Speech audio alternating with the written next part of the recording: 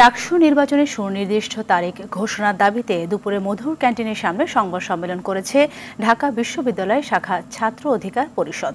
গতকাল ডাকসু নির্বাচনের রোডম্যাপ প্রকাশ করে বিশ্ববিদ্যালয় প্রশাসন।